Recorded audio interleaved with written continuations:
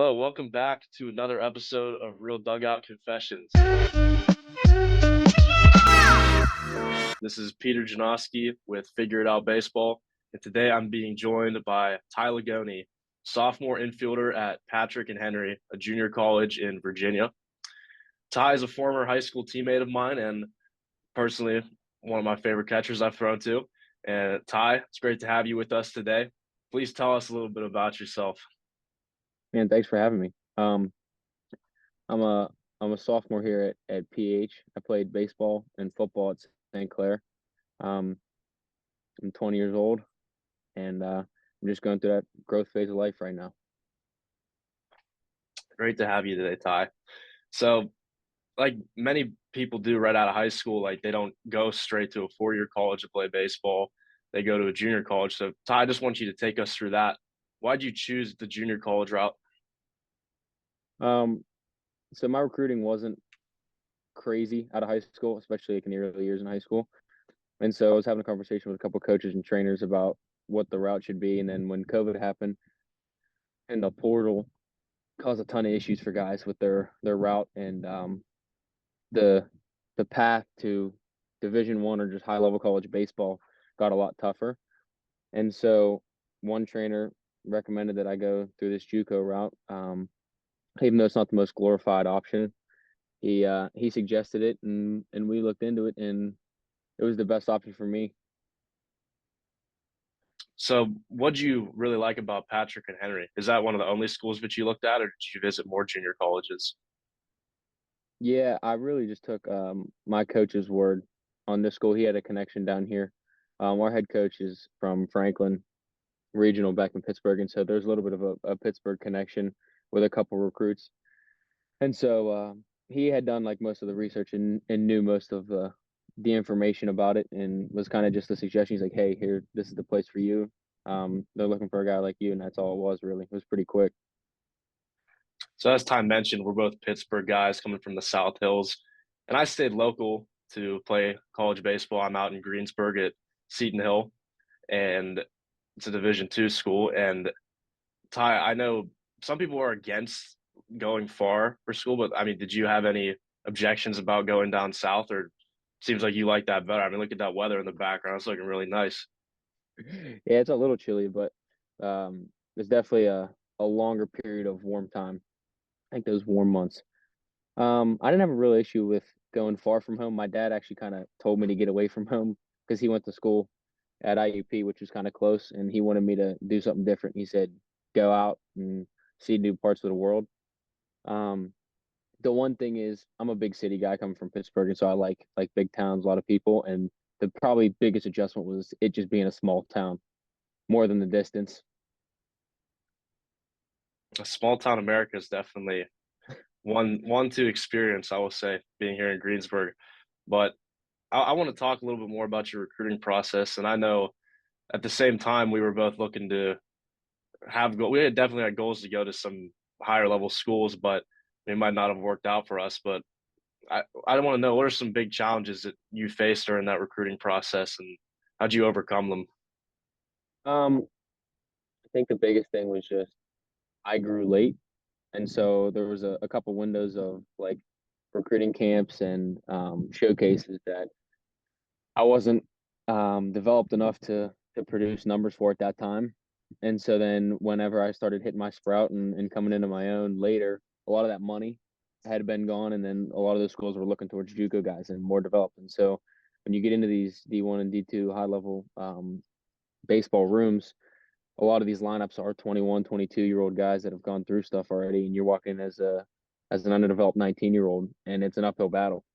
And so when I talked to a couple of the coaches from schools that I was looking at, there just wasn't a lot of money there, and there was a big gap to try to overcome. And so this is probably the best option for me to develop and then come in as a high market player.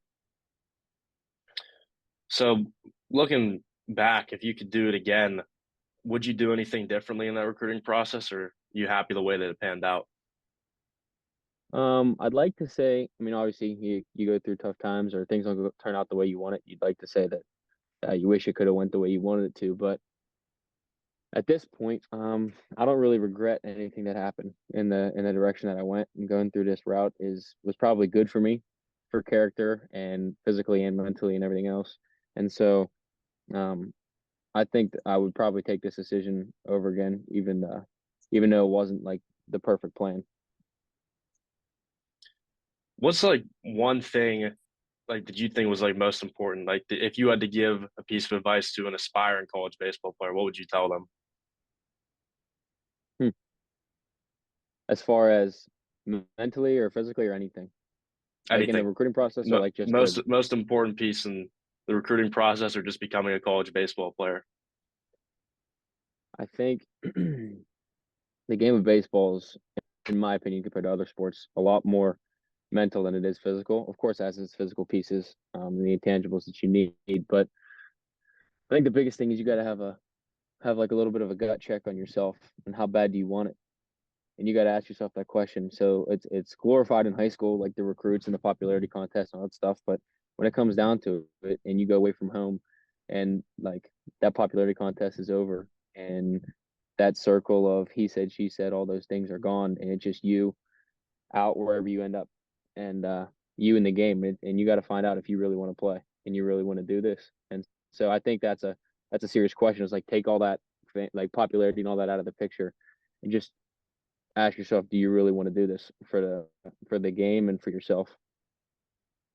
That's great advice, Ty. And shifting forward now to the present moment where you're at JUCO, I want you to take me through what a typical day is like for a JUCO baseball player because being here at Seton Hill, it's a little bit different. We have probably a little more restrictions at the NCAA level in terms of practice hours and what we can and cannot do. Just walk me through that.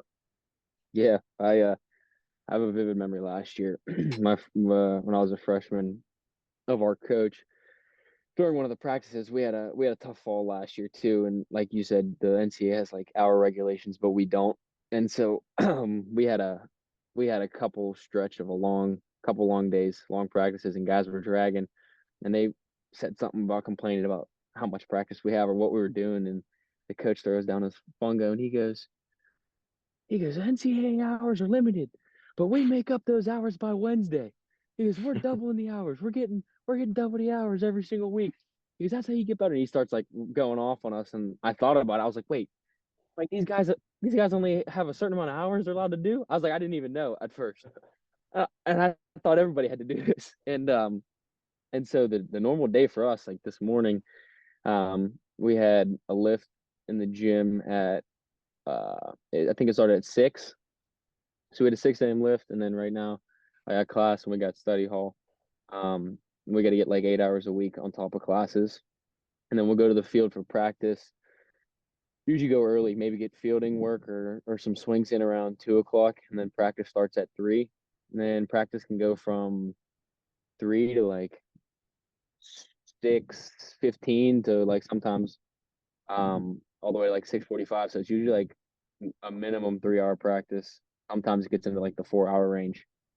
And then me and a couple of my guys, we all go to the gym after, like to get our own work in, like on top of the team lifts. And so it's pretty long days here. And like in the fall last year, it wears the body down, and you learn how to maximize your rest and take care of your body and everything like that because it can wear you down. And we go hard 7 days a week, and hopefully we get an off day here and there.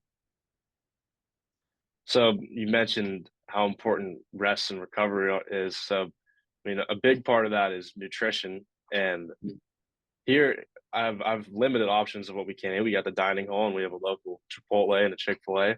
That's about it. So down Yeah. there, how do you maintain that nutrition and that healthy recovery? Has that been a challenge for you? Last year it definitely was. I lost some weight, and it was hard to definitely maintain weight, especially with all the running we were doing and like the 2 days basically every day, and then sometimes even into the season. And so last year I was kind of on my own. I knew what foods were healthy, but I didn't really have a plan. And then this off season, I went into the gym. It's actually called Iron Factory, next to the racetrack. And an old buddy of my dad's, he gives meal plans and trains like bodybuilders and athletes and all kinds of stuff. And so I said, hey, I was like, can I get on a meal plan just so I can have this taken care of? And he goes, yeah, absolutely. And so he guided me through everything.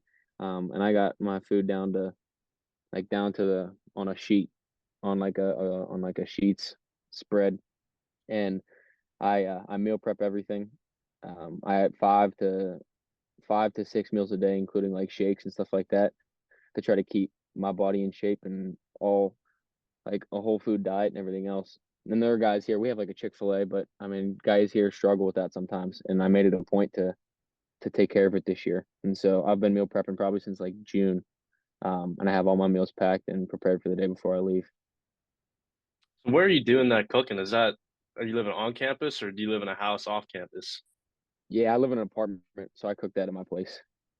It's that's a lot of cooking though. Yeah, sure Yeah, you I become a definitely good need a cook. kitchen for that. I'm good at what I need to cook. I don't know.